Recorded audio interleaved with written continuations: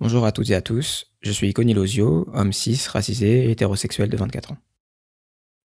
Aujourd'hui, on va parler de la salle de sport et du sens social des activités physiques que l'on y pratique. En 2020, on comptait 13 millions de Français pratiquant une activité physique, d'après les enquêtes de Deloitte, Europe Active et Ipsos. Parmi eux, près de la moitié, soit 6,2 millions, étaient inscrits dans une salle de sport, ce qui représente quasiment 10% de la population nationale, et correspond à une hausse de 16% depuis 2015. Si on se concentre sur les 16-25 ans, le baromètre 2022 de l'UCP Acredoc sur les loisirs sportifs rapporte que 43% d'entre eux pratiquent la musculation. La fréquentation d'une salle de sport, la musculation ou encore le fitness sont donc clairement des phénomènes de masse. Je suis moi-même pratiquant, j'ai commencé la musculation dans ma chambre avec une barre à disque trouvée dans la rue quand j'étais encore au collège.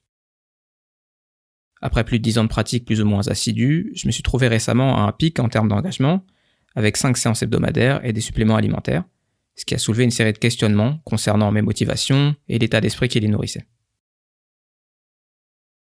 Pour cet épisode, je vous propose d'y répondre sur la base d'une revue de la littérature scientifique et de discussions avec des camarades pratiquants.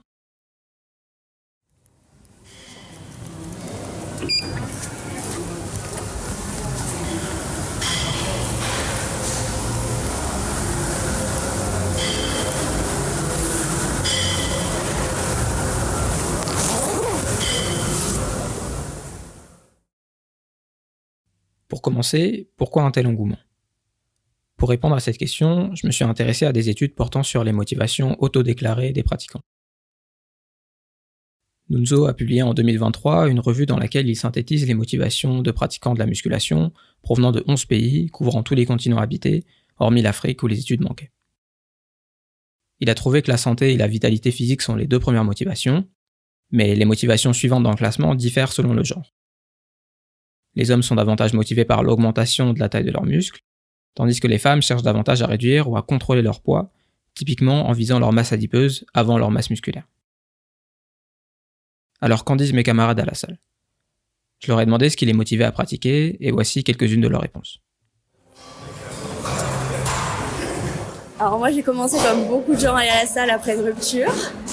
Mais c'est avant tout un moyen de se vider la tête qui est incroyable.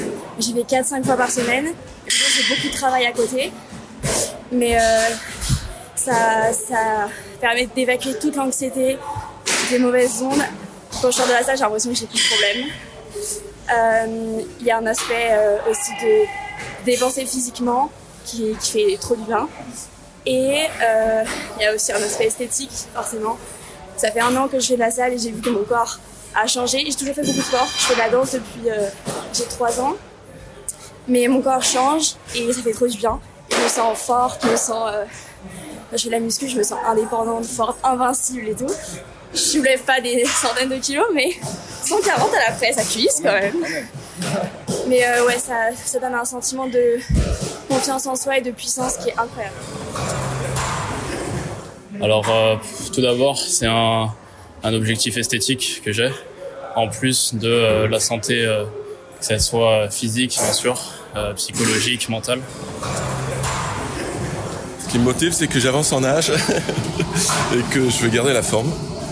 Et je m'aperçois que quand je m'entraîne, je tombe beaucoup moins malade, que je me sens bien dans ma peau. Et par rapport à des hommes de mon âge, effectivement, je vois que je ralentis pas mal de choses au niveau du vieillissement, la condition physique est meilleure et quand je vois le médecin, il me dit bon, il n'y a pas grand-chose. Alors après, ça dépend de la génétique aussi, mais effectivement, c'est pour un meilleur bien-être. Après, j'essaie de progresser, mais mon objectif, c'est pas de prendre du volume à tout prix. Voilà, c'est plutôt la condition physique et le bien-être. Ces témoignages me semblent assez cohérents avec l'état de la recherche sur les motivations des pratiquants de la musculation et du fitness. Mais si on recule d'un pas pour considérer tous les sports, une enquête de 2023 réalisée par l'Institut national de la jeunesse et de l'éducation populaire montre que l'apparence reste une motivation prépondérante au-delà de l'univers de la salle de sport. 18% des 15-29 ans ayant pratiqué au moins une activité sportive en 2022 affirmaient que l'apparence est leur premier motif de pratique sportive, et c'était également la 3e motivation la plus fréquente, après la santé et le plaisir, tous âges confondus. Ces différentes motivations peuvent être réfléchies en s'appuyant sur la théorie de l'autodétermination, créée par Deci et Ryan en 1985 et adaptée à la pratique sportive en 2020 par Standage et Ryan. Cette théorie propose de catégoriser les motivations poussant un individu à effectuer une action en fonction de leur origine psychologique et de l'intériorisation dont elles sont ou non le résultat. Pour résumer, je distingue 3 catégories. Les motivations contrôlées extrinsèques. Contrôlées car l'individu est motivé par une pression socio-culturelle à laquelle il ou elle se plie consciemment. Et extrinsèques parce que l'individu est motivé par des objectifs qui lui sont externes, tels que la validation d'autrui, la séduction, etc. Ces objectifs peuvent être intériorisés par l'individu, ce qui transforme les motivations contrôlées extrinsèques en motivations autonomes extrinsèques. On parle d'autonomie à ce stade, car du fait de l'intériorisation, la motivation ne dépend plus d'une pression perçue par l'individu, il ou elle pense être motivé par un objectif purement personnel, bien qu'il lui soit en réalité étranger. Enfin, on trouve les motivations autonomes intrinsèques. La motivation provient de soi, indépendamment de tout rapport social, et on la poursuit par intérêt personnel. Maintenant, croisons ces catégories avec les motivations portant sur la musculation et le fitness. Prendre soin de sa santé et s'amuser sont des motivations intrinsèques autonomes. Améliorer sa vitalité musculaire, si l'objectif est strictement de gagner en confort de vie, est également une motivation intrinsèque autonome. Par contre, modifier son apparence est une motivation extrinsèque. L'objectif est par exemple de se conformer au canon de beauté de sa culture de résidence, afin d'être davantage valorisé socialement. Mais on reviendra là-dessus plus tard. Et c'est une motivation autonome ou contrôlée selon le niveau d'intériorisation qui peut varier d'une personne à l'autre. Dans mon cas personnel, sur les premières années de ma pratique, ma principale motivation était l'espoir de plaire davantage aux femmes en modifiant mon apparence. C'était donc à l'époque une motivation extrinsèque autonome, car je n'avais pas conscience des injonctions qui la faisaient apparaître chez moi. Aujourd'hui, elle se rapproche plutôt d'une motivation extrinsèque contrôlée, étant donné le recul que j'ai pris sur le sujet. Bien plus tard, c'est-à-dire il y a moins d'1 an, j'ai découvert l'importance de la musculation ou autre activité dite de résistance pour l'espérance de vie, en plus du cardio, comme l'ont montré par exemple Lopez Bueno et ses collègues dans un article publié en 2023.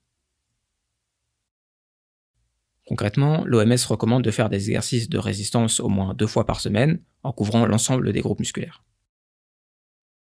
Après avoir appris ça, ma santé est devenue une motivation supplémentaire pour ma pratique préexistante, ce qui constitue donc une motivation intrinsèque autonome.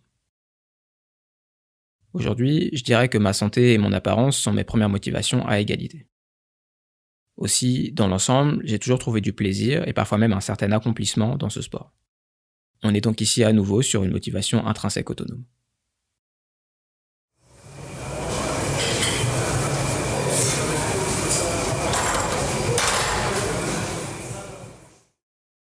Si l'engouement pour les activités physiques réalisées à la salle est si prononcé et que l'apparence est une motivation relativement importante chez les pratiquants, c'est bien qu'il existe de puissantes forces derrière tout ça. La plus puissante d'entre elles, c'est la valeur sociale que l'on donne collectivement à la musculature chez les hommes et à la minceur chez les femmes.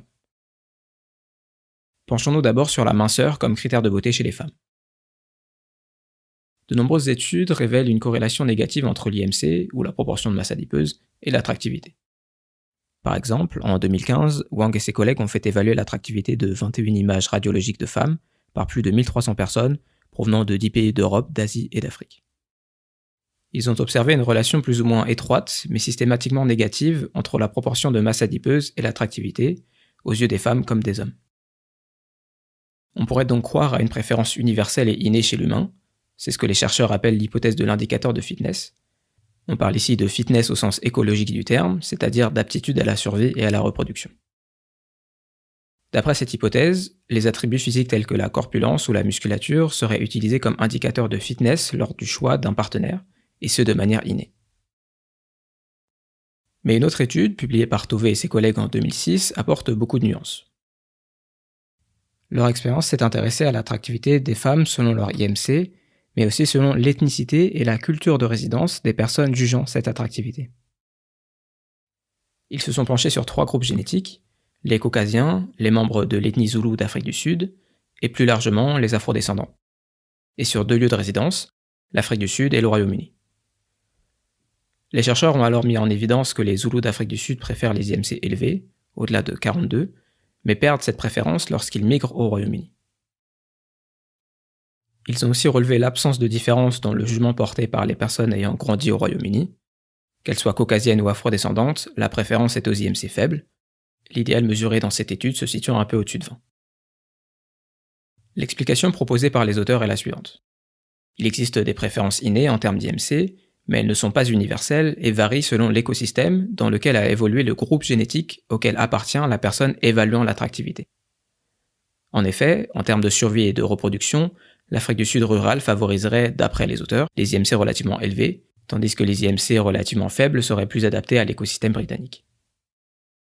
On en conclut que la minceur est une préférence très prépondérante en Occident et au-delà, et que la culture a un impact plus important que la génétique sur la minceur en tant que critère d'attractivité, car les préférences innées en termes d'IMC associées à un écosystème disparaissent lorsqu'un individu migre.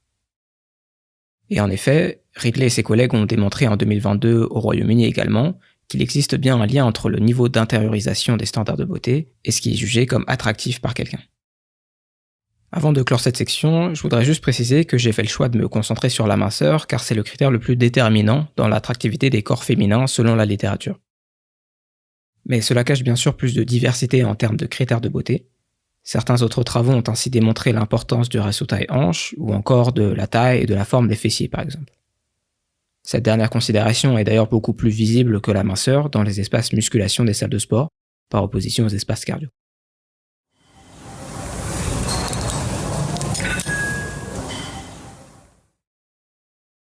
Du côté de la musculature des hommes comme critère de beauté, le constat est analogue.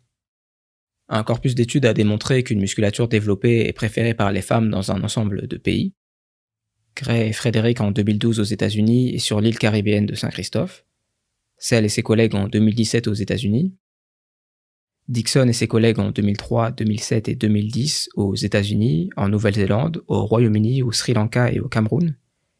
Et enfin, Frédéric et ses collègues en 2007 aux États-Unis. Dans cette dernière étude, on note que la relation entre musculature et attractivité était en forme de U inversée, c'est-à-dire que la musculature n'est pas appréciée sans limite. En s'appuyant sur l'hypothèse de l'indicateur de fitness présenté plus tôt, on pourrait croire ici aussi à une préférence innée et universelle, ce qui illustre bien, je trouve, l'extrait suivant. Il y a l'esthétique, bien sûr, qui fait plaisir à tout le monde, je pense. Je pense que c'est une des plus grandes raisons pour lesquelles les gens viennent. Mais si l'on regarde au-delà de l'Occident, il existe des contre-exemples. En Chine, Dixon et ses collègues ont observé en 2007 que les femmes préféraient une carrure dite moyenne plutôt qu'un physique musclé. Et Monozzello et ses collègues ont mis en évidence en 2020 que les muscles sont nettement moins valorisés en Corée du Sud qu'aux États-Unis. Aux États-Unis, la musculature est largement perçue comme un indicateur de puissance et de santé, tandis qu'en Corée, elle n'est célébrée que par une minorité d'individus et relève d'un choix esthétique plutôt que d'une affirmation identitaire masculine. Alors, comme pour la minceur des femmes, on conclut qu'une musculature développée chez les hommes est un critère de beauté très répandu en Occident et au-delà, mais pas universel.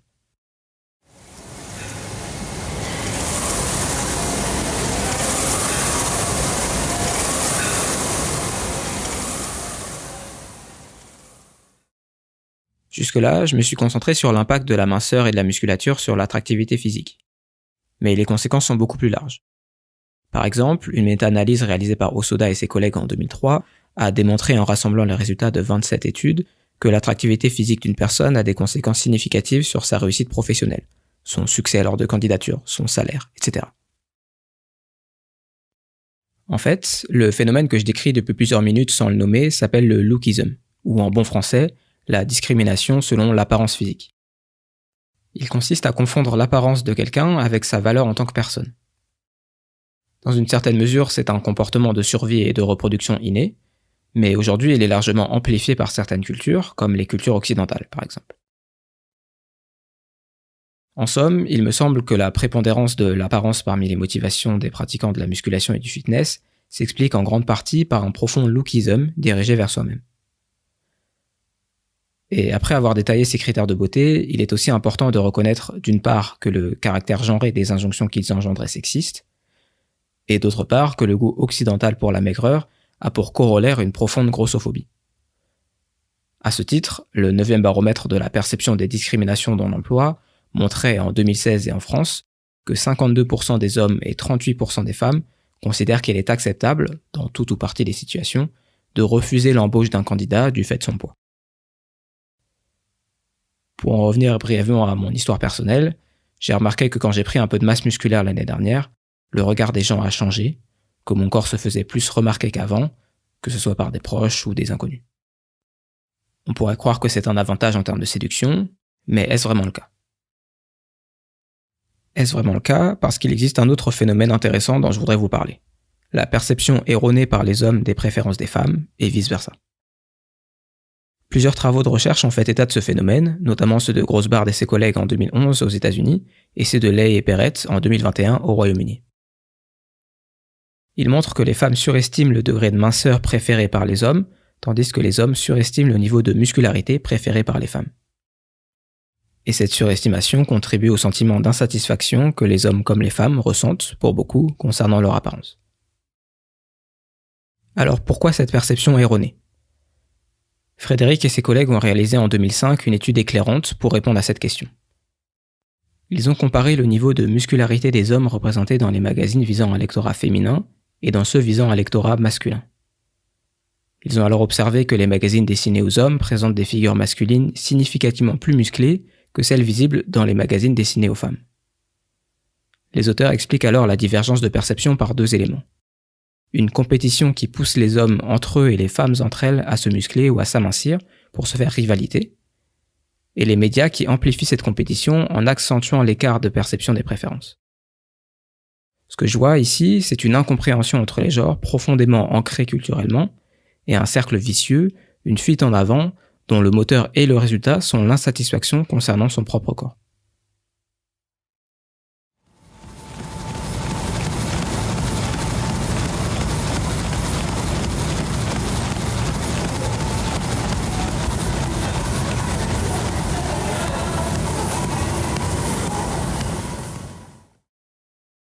On a vu que les injonctions à la minceur et à la muscularité sont puissantes, qu'elles sont portées par notre culture, nos médias, et que cela explique l'emphase portant sur l'apparence à la salle.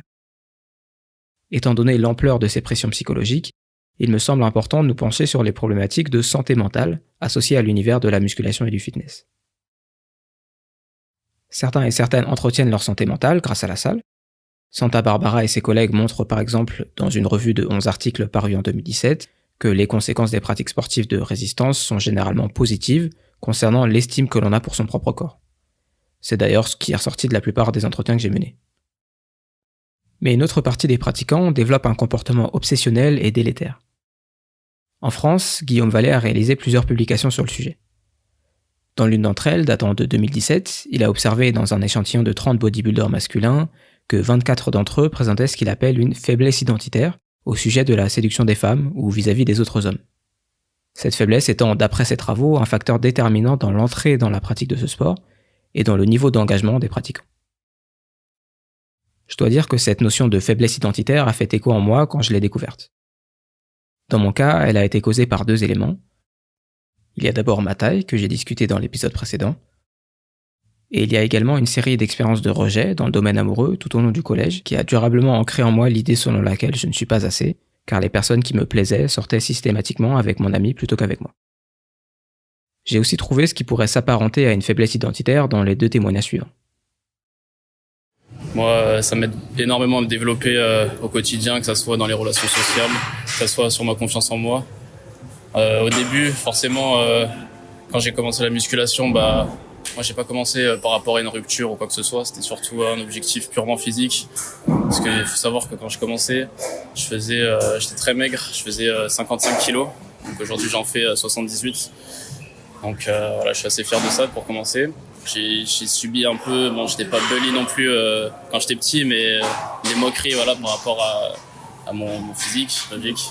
J'étais super maigre, donc forcément ça attise les critiques, logique. Quand j'ai commencé à l'époque, c'était la mode des salles. J'ai suivi un peu le mouvement et puis comme je faisais le passeport, je me suis dit pourquoi pas. Puis il y a des années de ça, je faisais 15 kilos de moins et j'étais rachitique et j'étais pas bien dans ma peau. Donc en fait, le départ c'était un mal-être physique. comme beaucoup d'entre nous, hein, faut se le dire. Hein. Pour en revenir à la littérature scientifique, un papier de Frédéric et ses collègues publié en 2007 fait parfaitement écho à l'idée développée par Guillaume Vallée. Les chercheurs se sont intéressés aux motivations de 100 étudiants masculins états-uniens quant à la musculation, et ils ont mis en évidence que 95% d'entre eux s'y adonnaient entre autres pour être plus sexy, je cite, 90% pour plaire aux femmes, et 79% pour intimider les autres hommes. Une partie des pratiquants les plus engagés, essentiellement des hommes, est touchée par ce qu'on appelle la dysmorphophobie musculaire. Mosley l'a définie en 2009 comme une peur obsessionnelle de ne pas être suffisamment musclé, une incapacité à voir ses propres progrès, accompagnée d'une faible estime de soi, de troubles du comportement alimentaire, voire de dopage. On note ici que le parallèle avec la dysmorphophobie concernant la minceur, plus courante chez les femmes, pratiquantes ou non, est assez évident. Par ailleurs, en 2013, Skemp et ses collègues ont observé que les pratiquants motivés par l'apparence sont plus susceptibles de faire de la dysmorphophobie musculaire que ceux motivés par la force. On devine ici, de mon point de vue, la différence entre une motivation autonome extrinsèque et une motivation autonome intrinsèque. Pour expliquer cette pathologie, Selvi et Bozo ont proposé en 2020 l'idée selon laquelle une frustration des besoins psychologiques élémentaires entraînerait un comportement de compensation et de substitution menant à la dysmorphophobie musculaire. Puisque je ne me sens pas aimé, je vais réprimer ce besoin et faire de la musculation mon nouveau besoin. Car je ne me sens pas accompli dans ma vie professionnelle ou personnelle, ou impuissant face à des questionnements identitaires ou des évolutions inattendues dans ma vie, je vais m'accomplir en faisant de la musculation à haut niveau. Il est en fait question ici d'espérer trouver dans l'hypertrophie musculaire ce que l'on ne trouve pas ou ce que l'on ne sait pas trouver dans le reste de sa vie. C'est d'ailleurs ce que je crois deviner dans l'extrait suivant.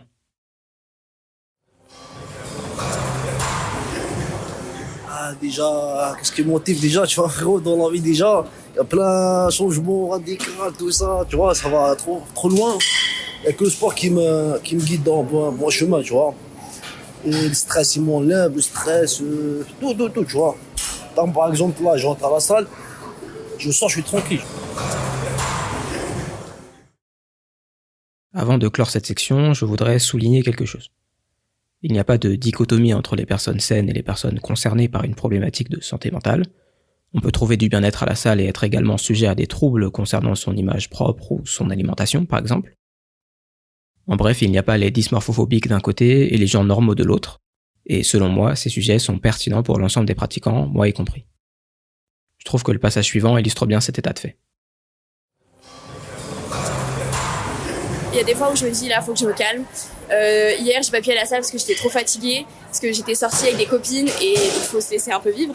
Et du coup, je me sentais vraiment trop nulle de pas réussir à être allée à la salle. Au final, je suis là ce matin, donc je rattrape la chose. Mais en fait, il y a aussi ce côté qui peut tendre vers la toxicité il faut toujours être fit, ventre plat, fesses bombées, soulever de plus en plus lourd, jamais faire des écarts dans la nutrition, avoir les protes et tout.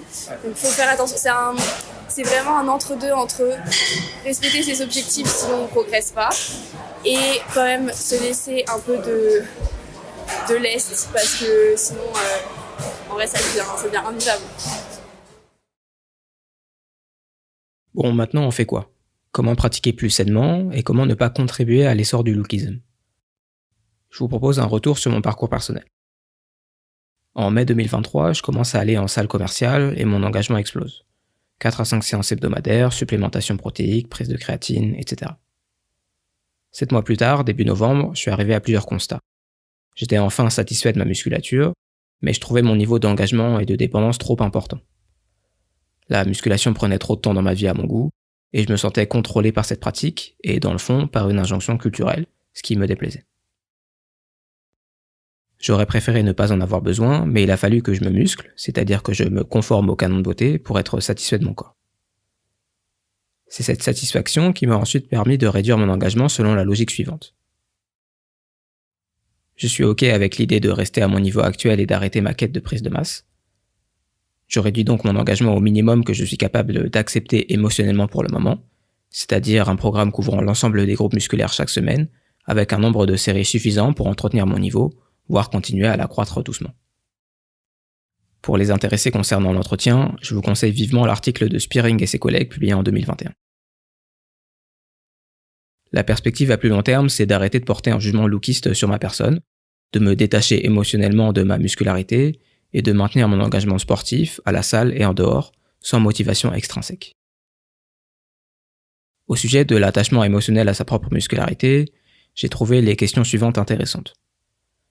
N'ai-je pas la même valeur en tant que personne avec X ou Y kilos de muscles ? Certainement pas aux yeux de tout le monde. Mais est-ce qu'il m'importe de plaire aux gens qui me dévaloriseraient en cas de perte musculaire ? Je ne sais pas. En tout cas, peu importe sa position personnelle sur le sujet, se conformer aux normes de beauté apporte bel et bien des bénéfices. Pour ma part, comme je l'évoquais plus tôt, j'ai ressenti que le regard sur moi a changé, que les gens, des amis, des collègues ou même des inconnus, me voient maintenant comme musclé, valorisent ce caractère et me le font savoir. Il est alors d'autant plus difficile d'éradiquer le lookisme dans le jugement que l'on porte sur soi-même. Dans mon cas et sur le moyen terme, je dirais même que c'est impossible, car c'est trop intériorisé et effectivement valorisé socialement. Et alors, au-delà de soi-même, comment ne pas contribuer à l'essor du lookisme ? D'abord, mais ça me semble élémentaire, il est important de porter un regard critique sur soi-même pour déceler autant que possible les amalgames entre l'apparence et la valeur d'une personne. Et en général, je tends à penser qu'il est important de redoubler de précautions si l'on s'apprête à commenter le physique des autres. Même si la remarque se veut positive, même si elle est reçue avec plaisir, dans le fond, il est possible qu'elle assoie davantage le lookisme.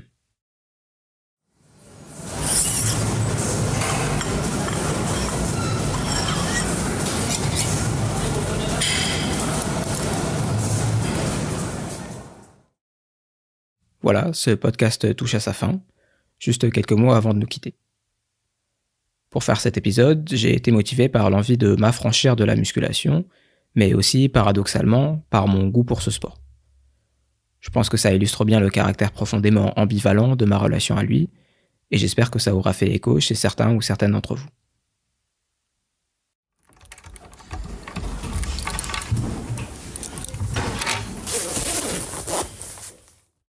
Merci pour votre écoute.